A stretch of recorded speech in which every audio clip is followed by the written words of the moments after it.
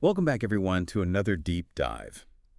This time, we're taking a closer look at Tawhid, a concept that's, well, absolutely central to Islam. We'll be using a scholarly text to help us along the way, kind of unpacking all its different aspects and ultimately getting a clear understanding of who Allah is. And I have to say, this text is it's packed with so many insightful nuggets.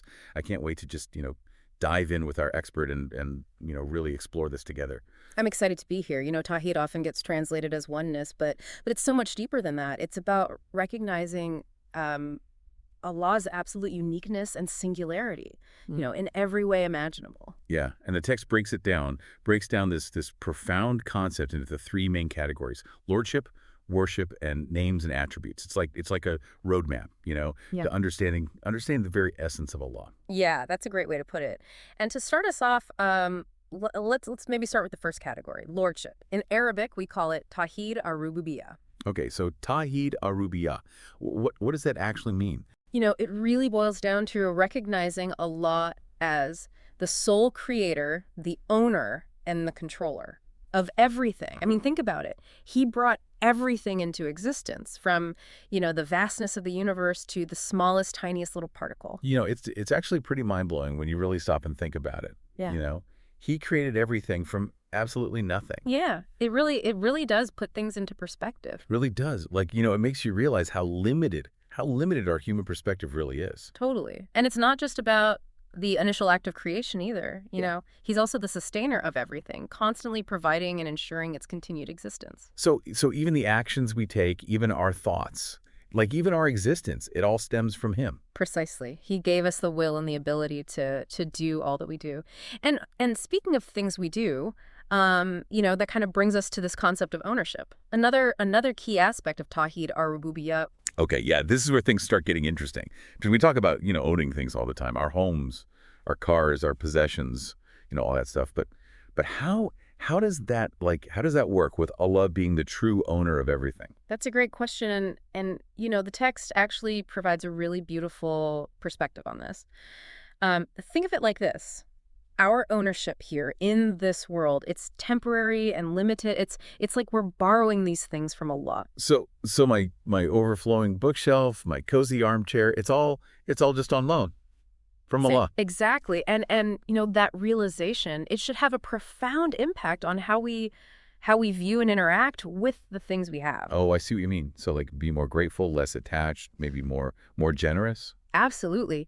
Recognizing Allah's ownership, it can really transform how we view those material possessions. It reminds us that, they're not really the source of our true happiness or security.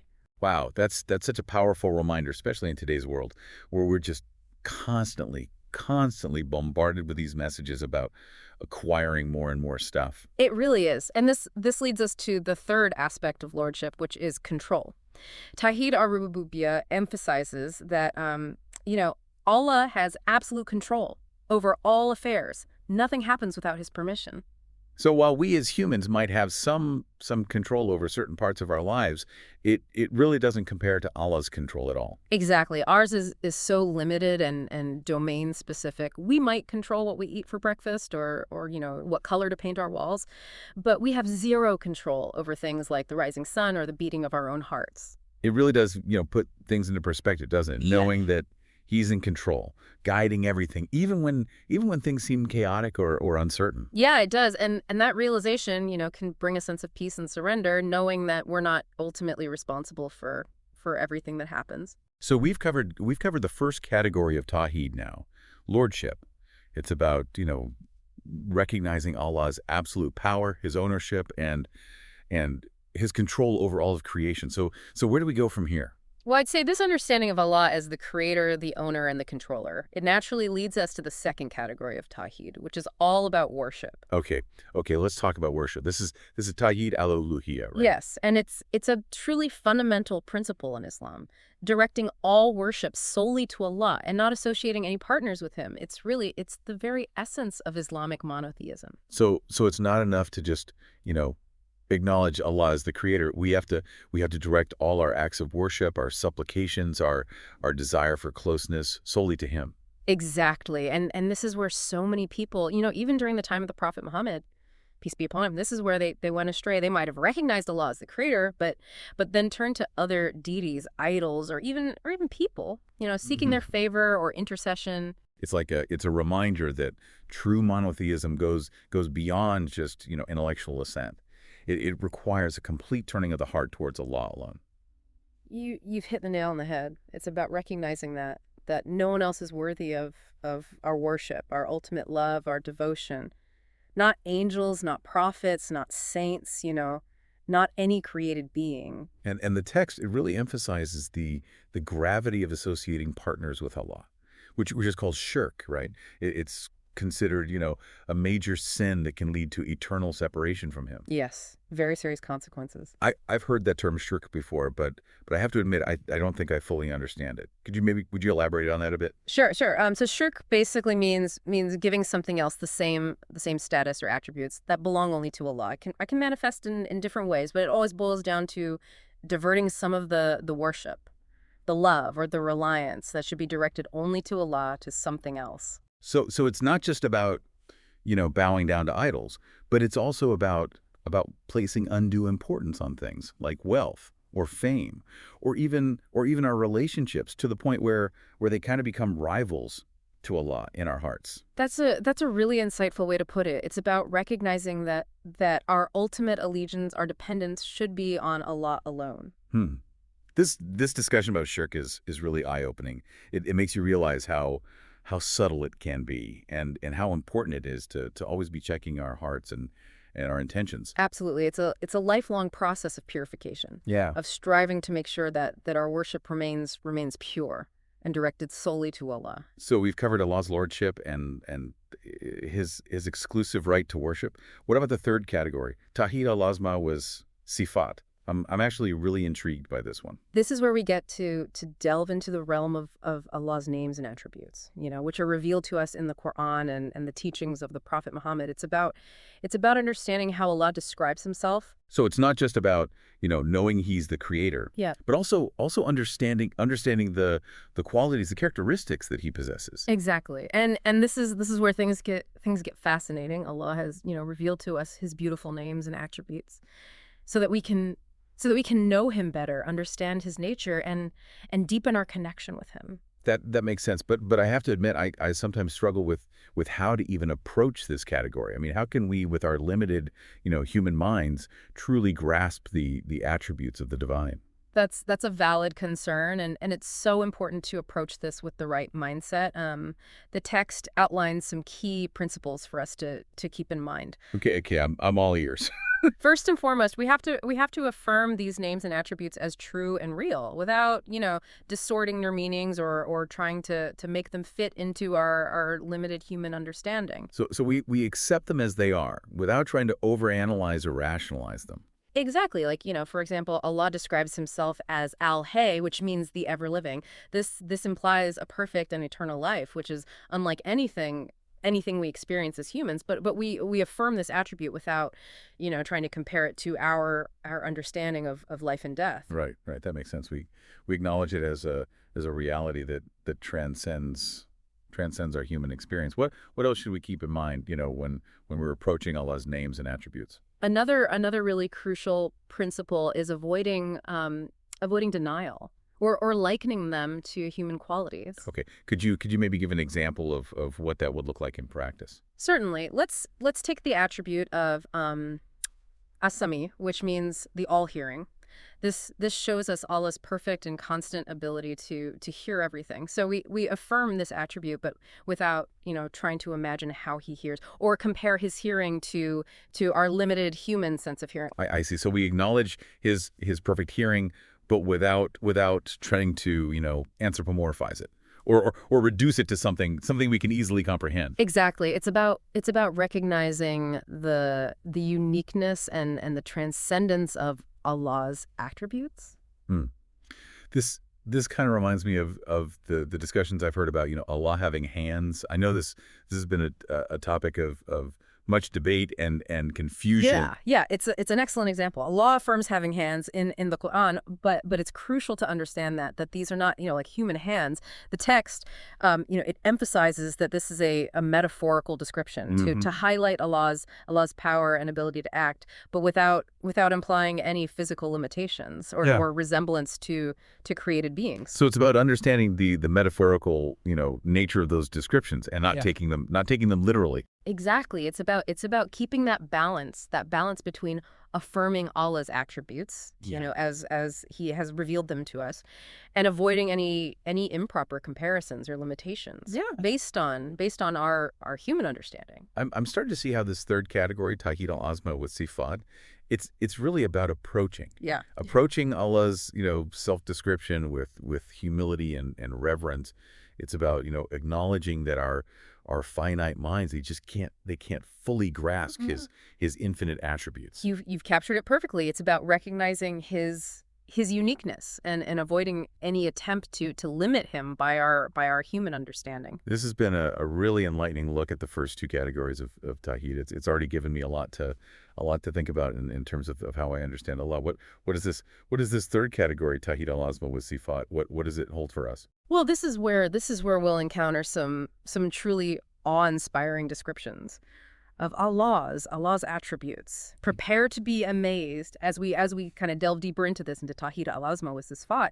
You'll notice that it's not just about understanding each attribute individually in isolation. Oh, I see what you mean. It's about seeing how they all connect, right? To paint a complete picture of who Allah is. Exactly. Each name and attribute, it reveals a different facet of His divine nature, and when you bring them all together, it creates this really breathtaking tapestry of His perfection. That's such a beautiful way to put it. So instead of getting bogged down trying to analyze each attribute on its own, we should try to grasp that overall essence they convey. Exactly. And one of the most powerful takeaways from this category of Tawhid is this emphasis on Allah's absolute uniqueness. You mean the idea that there's nothing like Him? Exactly. And this concept it's repeated throughout the Quran. For instance, when describing Allah's hearing, the text reminds us that He doesn't just hear in the way that we understand it. He hears everything all the time without any limitations. That's mind-boggling. It really stretches our imagination to think about what that kind of perfect hearing would even entail. It really does. And that's kind of the point. It's meant to help us realize that we can't box Allah into our limited, human understanding. His attributes are on a whole other level. This reminds me of the example we talked about a bit earlier about Allah's, rising over His throne, often referred to as istawa. Ah, yes. That's another great example of where we really need to be careful, about imposing our human limitations on Allah's actions. The text explains that while we can affirm, that Allah rose over His throne, in a way that's befitting His majesty, we shouldn't, try to visualize it or compare it to how we as humans sit. So it's about accepting the reality of the action without trying to grasp the how of it. Precisely. Our minds, they can't comprehend the mechanics of how Allah interacts with His creation, and that's okay. The focus should really be on affirming his actions and attributes as He's revealed them to us, without trying to fit them into our limited human framework. It's a humbling reminder that we're dealing with the infinite and the unknowable. It is, and that sense of humility is really at the heart of Tawhid al-Asma wa Sifat. It's about recognizing that while Allah has chosen to reveal some of His names and attributes, we can never truly fully comprehend their depth or vastness. So it's not about trying to figure a lot out or put Him in a box, but rather about approaching His self-description with awe and wonder. Yeah, beautifully said. It's about recognizing that the more we learn, about Allah's attributes, the more we realize how how much more there is to Yeah, and know. it's like standing on the shore of an endless ocean, and knowing that you can only dip your toes into its vast depths. That's a perfect analogy, and that sense of awe and wonder, it should drive us to continually, seek knowledge about Allah and strive to deepen our connection with Him. As we've been discussing these three categories of Tawhid, I can't help but feel a sense of peace and reassurance. I know exactly what you mean. There's something really grounding about recognizing, Allah's absolute power, Yeah. his exclusive right to worship, and just the perfection of his attributes. Like it's like everything just kind of falls into place, and you realize that you're not alone, Yeah. in navigating all the complexities of life. Exactly. It's about surrendering to the one who knows all, controls all, and is infinitely perfect in every way. And that surrender, that trust in Allah, that's ultimately what brings true peace of heart and mind, wouldn't you say? Absolutely. It's the very essence of Islam, submitting to the will of the one who loves us more than we could ever love ourselves. This deep dive into Tawhid it's been truly transformative. It's given me a framework for understanding who Allah is, in a way I never have before. But I have to ask, how does all of this knowledge actually translate into practical action in our daily lives? What does it actually look like to truly live in accordance with Tawhid? That's the million-dollar question, and that's where the rubber meets the road, so to speak. Let's explore that further. It's one thing to grasp these concepts of Tawhid intellectually, but it's another thing to actually embody them in our everyday lives. So how do we actually bridge that gap? You see, that's where the true beauty of Tawhid lies. It's not, just a theoretical concept, something we ponder in isolation.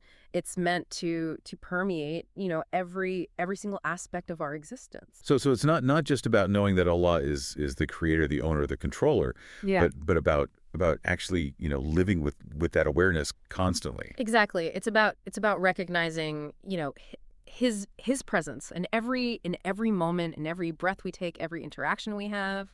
So how did that translate into like tangible actions? What does it look like to actually live by these principles of Tawhid? Well, let's start with Tawhid ar-Rububiyyah, the understanding of Allah's lordship, recognizing Him as the creator, that should fill us with immense gratitude for all the blessings He's given For us. gratitude. Yeah.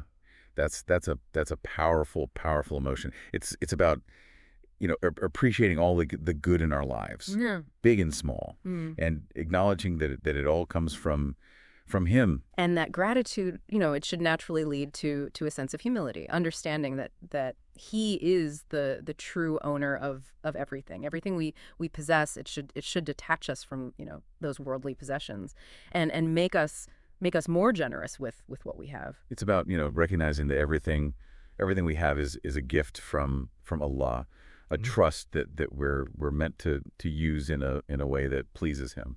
Beautifully put. And when we recognize Him as the controller, we learn to surrender to His will, Yeah. trusting that he knows what's best for us, even when things don't go our way. That surrender, that trust in Allah's plan, it can be so liberating. It can free us from all that anxiety, the worry that comes with trying to control everything in our lives. Yeah. Exactly. Now let's maybe shift our focus to Tawhid al-Uluhiyyah. Yeah. Directing all worship to Allah alone. This means, making sure our intentions are pure, ensuring that all our actions are done for His sake, and seeking His pleasure in everything that we do. So it's about constantly checking our motivations, making sure that we're not seeking worldly recognition or praise, but rather seeking to please Allah. Absolutely. It's about, making our prayers, our fasting, our charity, all acts of worship that are solely for Him. And it's about, avoiding anything that might lead us to associate partners with him. That includes, things like relying on superstitions or seeking guidance from fortune tellers. Yeah. Or even placing undue importance on anything other than Allah. Exactly. And finally, let's consider, Tawhid al-Asma was sifat, affirming Allah's names and attributes. How that shows up in our everyday lives. Yeah. I mean, I'm curious to hear how that translates into practical, action. Yeah. Well, for starters, contemplating Allah's beautiful names and attributes, it should really cultivate a deep sense of love and awe for him. It's about going beyond, just knowing the names and attributes, and really reflecting on their meanings, letting them really penetrate our hearts. And that contemplation, it should inspire us to try to emulate, his attributes to the best of our ability. For example, reflecting on his mercy should make us, more merciful towards others. Contemplating his justice should inspire us to be just in our dealings. So it's about striving to embody those qualities that are reflections of his divine nature. Precisely. It's about recognizing that the more we align ourselves with his attributes, the closer we draw to him. This has been a truly